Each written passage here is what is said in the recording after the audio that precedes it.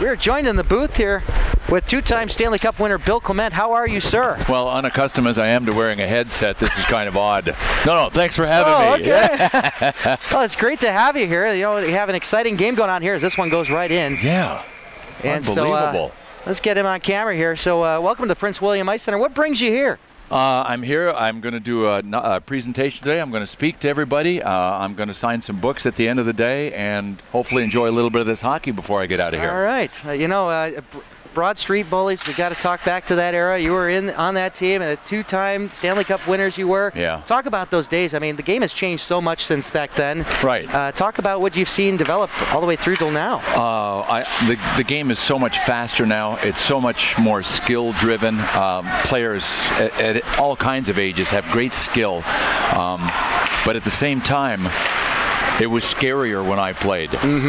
There were only 3 zebras out there, and when bench emptying brawls happened, there weren't enough refs to go around. So I think the game's faster. There's more hitting. As a result, it's probably more entertaining now than it was when I played. But there's still, you know, hockey's hockey. It's been universally accepted by people that have gotten turned on to it forever. So, you know, it's still as good today as it was then. It's just different. Well, it's fantastic to see your point of view on it. You know, growing up in this modern era that I have, you know, it's a lot different from what my father tells me about back then, you know, what he grew up with. But talk a little bit about your book now. You're a motivational speaker. And talk about what you're here to talk to people about as far as inspirational speaking. I want to talk to them about some of the qualities that everyday leaders have. It's a term that I coined for people that don't see themselves in positions of leadership. As far as I'm concerned, you don't need a C or an A.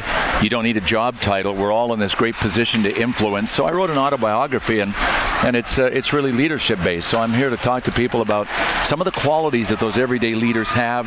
I will ask people to see where they see themselves inside those qualities, and if they already have some of them, if they have all of them, God bless them. But if they don't, maybe they can grow some of those qualities. So hope to share some of the, believe me, I'll be sharing a lot of hockey stories today. Oh, I can't wait for it. Hopefully this game's concluded by then. But, you know, you're still working with the Philadelphia Flyers. Talk a little bit about them as of late. You know, it's been kind of a trying season to start here. As it has for Washington. Oh, yeah. And, you know, this sport is unbelievable. You get off to a little shaky start, and it's so hard to recover in the compressed season.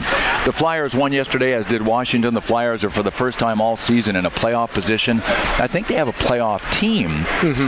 But every time I turn around, you know, Florida's beating Carolina, and, you know, Boston's up near the top, and they've only played 14 games. So it's going to be really interesting to see who makes it and who doesn't. I'm going to admit to you right now, I'm a Buffalo Sabres fan. Oh, my gosh. Poor you. They lost again yesterday. Oh, it's been a real trying time. Lindy Ruff with that long 16-year stretch with Darcy Regier, the longest pairing, I believe, in sports with the general manager and coach. And, boy, we've had a real trying time. And, of course, I wasn't around then, but you guys took one away from them back in '75. We broke your backs in '75. I'm really sorry about that, by the way. No, I'm not. My camera guy here is a Flyers fan, so you have his good graces there. But maybe the Flyers will bring home a championship for him sometime soon here. But you guys have come close, you know, especially with the Blackhawks a few years back. But, you know, with Giroux and Briere and you know, going down the line, you guys have a list of talent out there. And, you know, everyone questioned a couple of the trades recently with Jeff Carter and, you know, emptying out things that direction.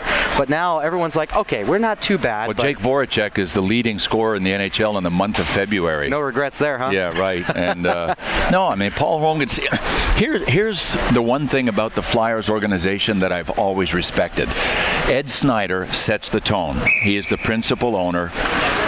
The Flyers try to win the Stanley Cup every year. Of course. Every owner doesn't do that in hockey or in every sport, any sport. They rebuild. They want to be profitable. They'll take their shot maybe when they look at the window of opportunity and say, okay, we're going to load up this year. The Flyers try to win it every year.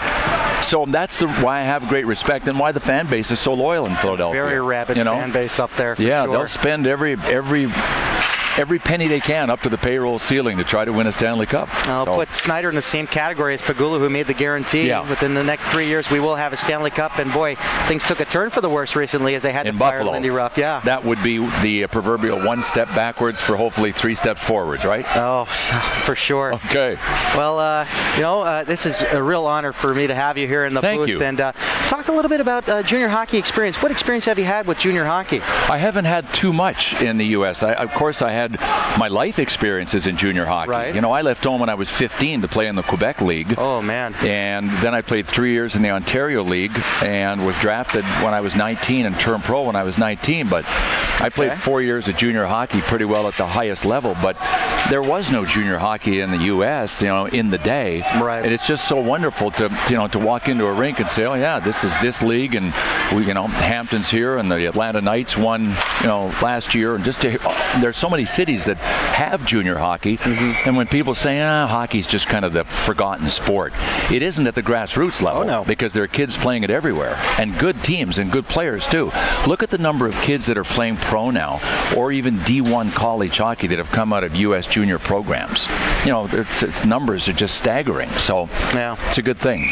Well, was the Q just as competitive back then and physical? I mean, did that build you up to the Broad Street Bully days? Scared me. Oh, and there's a shot and a score from the Hampton Roads Whalers. They'll regain that lead 3-2 with 3:45 left here in the second. Oh boy, almost forgot we had a hockey game going on here. Winning a face-off. Oh, for sure. And you know, Hampton is really good in the face-off dot, and they were peppering Dustin Moyer last night on those same tries, but they'll regain that lead 3-2. That was one of those shots that was. I mean, I've talked to goalies. I have a radio show at home back in the Philadelphia area. I had Michael Layton on as a guest for an hour. Oh yeah. And he came and sat with me, and we talked. And Vinny LeCavalier from Tampa Bay scored a goal on Layton a few weeks ago. There was a one-timer from the off-wing face-off dot, and Layton was down on the position, and it went right up into the upper 90 short side high. And I said, I always give a goalie a benefit of the doubt on those, because I think it's one of the hardest shots to hit if you're the shooter. Shot, yeah. And it's, as a result, one of the hardest shots to stop. And he said, yeah, you do your best, and if it's there, it's there. And it's precise. That's exactly what just happened on that goal. That's where it went, short side high into that little window up over the shoulder. Good catch on that. You know, your voice is so synonymous with all those video games I grew up with. Of course, with the EA Sports games. Well, guess what? The 2014 game is already in the can. What? We've already recorded the 2014 game. We're it's busy. still Gary Thorne. Yeah, Gary and I worked together on that game. Quite a pairing with you guys. And, of course, Gary Thorne having a memorable call, and my partner Brian Schremser's favorite call, Stu Barnes game winner in overtime against Pittsburgh. I believe that was in 2000. And that one, we can play that one over and over on YouTube if we could. Little Stewie Barnes. Yeah. Oh, yeah. Oh, man. Well, Gary had so many great calls. I mean, we were there when Wayne Gretzky broke Gordie Howe's record for goal scoring. We were in Los Angeles for that one. We called the Rangers when the Rangers won the Stanley Cup. We did the semis where the Rangers had 94 when they had 2 double overtime games. Oh, look out here. Here comes a chance now along the side of the net, and a nice save by Yutzler. 2:38 left here in the second. Whalers with a 3-2 lead. Joined with me is Bill Clement. Pretty much the voice that we all know through video on and off. games, Yeah, and ESPN hockey. I've been lucky to be involved in the sport as many years as I have. That's for sure. It's staying with it, and that's great. I mean, you know, how did you find your calling in broadcasting after you finished out playing? Wow, I won't even have time to tell that story today, but. I will tell a bit of the story of what happened when I retired from hockey. I got into the restaurant franchising business and opened up a restaurant and lost everything. Really? I filed corporate and personal bankruptcy. I was 36 years old and I had nothing. Everything imploded. Oh, wow. I began an acting career that was going very well, moved from Atlanta to New York and was earning a living. And the phone rang one day and it was ESPN asking me if I wanted to audition for a job as color analyst. And I said, sure, what does the audition consist of? Oh, man. They said, a live game on the air. Hey, so they threw me into the seat. There were 4 other guys that had a crack at it with live games, and that's how my broadcasting career started. It just came naturally to you? The phone, well, it didn't. You know what? I'm a planner. So I said to them, what do you want from me? And they explained what they wanted, and then I prepared for the game. Okay. And I prepared certain segments and things that I wanted to get in during the game. Okay. I didn't just go and watch the game and go, nice play. You know, so I had material ready to go based on what they said they wanted. They wanted me to educate the uneducated without offending, of course, the educated. Okay. And just not make it too simplistic. Yeah. Okay. So when I said talk about standing up with the blue line, I said, you know, it involves more than just staying on your feet. Yeah. You know, to describe what standing up with the blue line was. And right. Because one team was backing in. Okay. Quite a bit. So I just, you know, I plan. Give me a couple of days to plan, and I can pretty well fake anything. So I faked it the first time. Excellent. And I tried that short side high again. Didn't get it. They know where to go. Well, it's hard to hit, though. Oh, my goodness. Well, you want to call a few minutes with me? We're down to 1:15 left here in the second. So well, now, I'll try and describe what's happening. Maltz with a shot off the post, and it comes up top for Piccirilli to move ahead with Nick Gray. Gray losing his footing here. Piccirilli coming in along the near side, trying to sweep it around Kanemitsu, trying to chase his dump in, but it's picked up by Flourier. Flourier getting wrestled down there by Piccirilli. I think that might have been a call that should have been made, but it was still a smart play, though, by Piccirilli to get the puck deep. He knew everybody else was going to change, so he took it into the corner even though he lost it. Kanemitsu on his backhand, trying to tuck it off on that short side again. They're really trying to hammer him home there between skate and post as it comes over to the near side. Somebody's got to cut him off from getting there. Chris Haynes coming in on goal, takes a shot, he scores!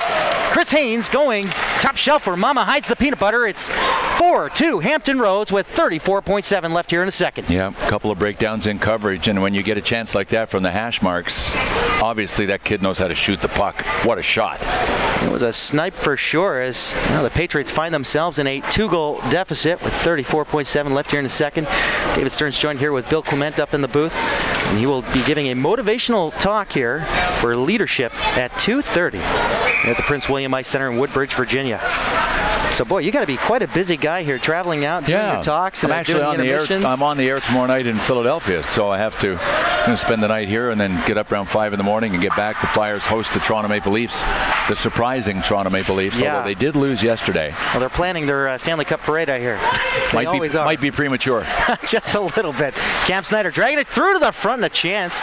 Taylor Pace trying to bury it home, and now we got some pushing and shoving up front as Pouliot is having a time there with Pace, but things will settle down after the whistle, and not sure if any calls are coming here. With 10.5 left here in the second. Has to be something called, no? Why'd they blow the whistle? Well, the net may have been jostled loose. Now Pouliot will sit for 2. Oh, there you go. Good eyes there, Mr. Clement. Well, I just follow the zebras. And we got 2 going to the box now, so we'll stay at even. 5-on-5 hockey. So this was the nemesis on the third goal, the face-off. And, the idea in the defensive zone, and even NHLers get this wrong today, I believe. When you're the defensive player, the idea is not to win the draw cleanly. It's to avoid losing it cleanly. Right. That's your objective as the defensive player. And the Whalers do win it to the far blue line with a shot, and Yutzler forced to make a save there. Penalty coming here, though. And now we got some more pushing and shoving. Captain Turgeon coming up with the lumber on top of Zendejas. And now everybody's going in for the pile-up on 95. 3.7 remaining here, and I'm sure the penalty box is going to fill up just a little bit.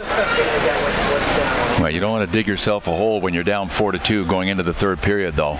See what happens here. That's why one of the great things about controlling your emotions is making sure that you don't do damage to the group cause because of something individual that's going on inside, and looks like they're both going. So, well, the captain's sitting down for some rough stuff there with Zendejas. I don't know if it was intended to fire up his team or what after being put down 2 goals here almost consecutively. Back-to-back goals from the Whalers. Guess you won't be inviting me back anytime soon, huh? Well, I do got to ask you, though, what is your impression on the way that the junior system is set up here in the U.S.? A lot of the Tier 1 teams are out in the Midwest there with the NA and the U.S. And then, of course, we got several different leagues out, towards here on the East Coast with the Eastern Junior Hockey League, the Eastern Junior Hockey League South, and then the Empire League. What are your impressions on that? Because that's more of a Tier 3 league. Are you surprised that we don't see higher tier status over here on the East Coast? Well, I think the quality of play is what really designates the status of the league. So as play ramps up and you can justify calling it a Division 1 or a Tier 1 or a major junior program, you have to keep building it. So I really think that those kinds of designations take care of themselves as long as the quality of play warrants that title. Okay. Does that make any sense? Oh, it certainly does. Everything you say makes sense to me. I've been dreaming of a moment like this. Well, I told you, I just make it up if I got a little bit of time to plan, I can make it up and sort of get it together. Oh, of course. Well, I'll be planning for my game tomorrow night on my drive back home at 5 a.m. tomorrow morning. Oh, my goodness. Listen, don't tell anybody, but I'll be taking notes as I drive. That's right. I don't tell people that I put my phone up on my dasher and watch games as I drive home here from the rink. So, yeah. I didn't hear that. La, la, la, la, la. Gotta love it. NHL Game Center on the phone there. So, Bill Clement, thank you for joining me here. We're going to take an intro break, and we'll rejoin you with the third period action as the Hampton Roads Whalers are on top of the Potomac Patriots 4-2.